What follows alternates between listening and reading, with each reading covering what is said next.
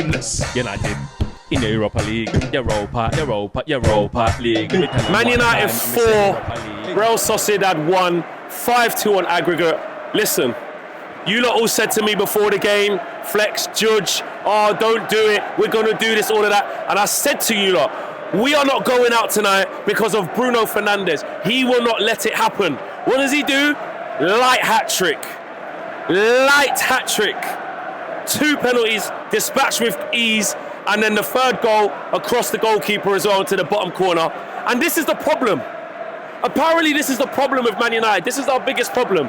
This is Man United's biggest issue. He gives the ball away too much. He throws his arms up too much. I don't want to hear it. Bruno Fernandez is Man United's best player. He is, fact. The reason why we're 14th in the league is not because of him. He's our best player. Understand that. It's that simple. We need to build a team. We've got a lot of work to do. But get his name out your mouth with this misguided hate. I don't get it. We need Bruno Fernandez. It's as simple as that. When we need something on the pitch, whether it's off the pitch, on the pitch, he's the guy who's been stepping up. And tonight, he said, we ain't going out this competition. The game started off bad, don't get me wrong. We weren't at the races the first couple of minutes, and we give away a silly penalty. But we showed mentality after that. That actually woke us up. And we get a penalty right in the very next basically phase of play. Who sets it up? Bruno Fernandez. And he dispatches it as well, and that sets us back. The second penalty, I'm not going to lie, the guy ran into Dorgu a little bit. I weren't really sure about it. And I'm going, you know what? That could be a bit of an issue. But we get it, and Bruno dispatches it really, really well. I have to say, let me talk about some individuals today because there were some really good performances.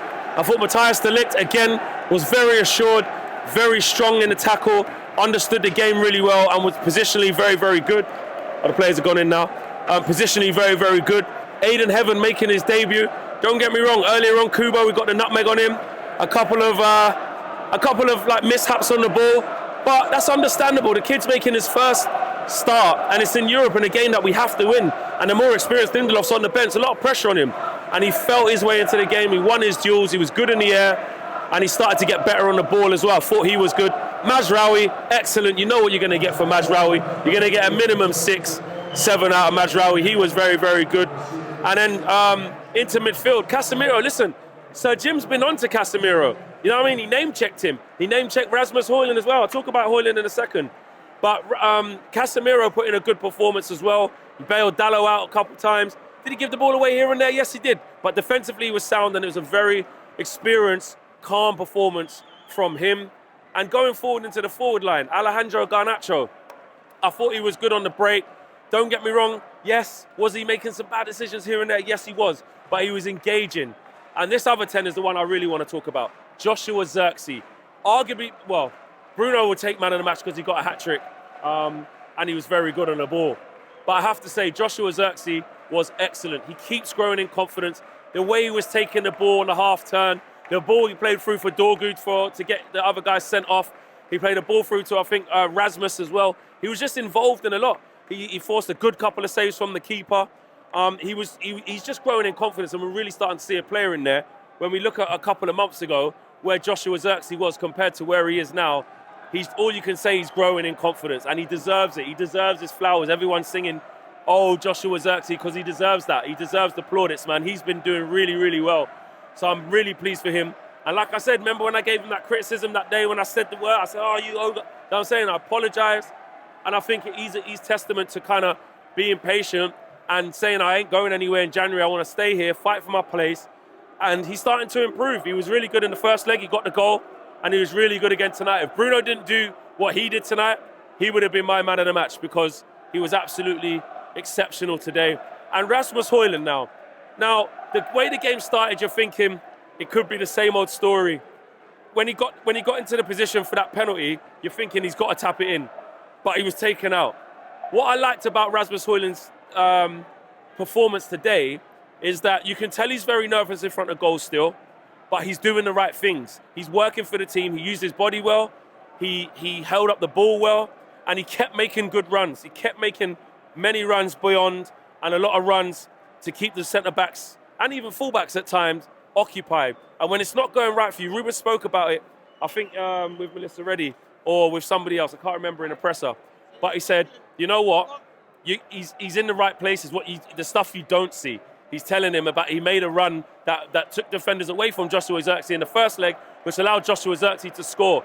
So if you're not going to score goals, we want to see more performances like that, and the goal will come. He was very close to getting a goal. You can hear Stretford screaming Bruno's name as he's finished his interview after the game. So I'm very, very pleased with that. I know I've said I told you so and all of that, but I just felt it. I just believed it, and I know what this guy's about now. And I feel like Bruno's entered into that bag at the minute where he's going to be unplayable. He's going to get a lorry load of assists. He's going to get goals. He's in the groove. It's almost like in the NBA when a player's just banging shots one after the other. You're saying, I'm hot, give me the ball. And Bruno is doing that as well. So listen, we can't ask for more than that. Very good performance. Early setback, could have got into our heads, another penalty. And over 2 legs, Real Sociedad have not scored in open play against us. It's 2 penalties, even though we got 2 tonight as well. And then we got another couple of goals from open play as well. So I'm over the moon.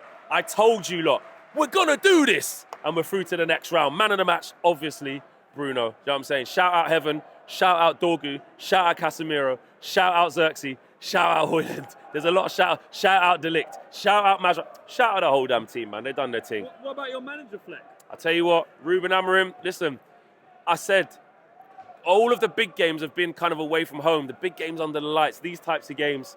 At home, Arsenal, we put in a performance. Big night in Europe, at home, we put in a performance. So hopefully, like Ruben says, we just need to win games. And hopefully this is the start of it for him, where we can start going on a run. We can start to get some confidence. It's Leicester City on the weekend on Sunday. Hopefully we go and win that.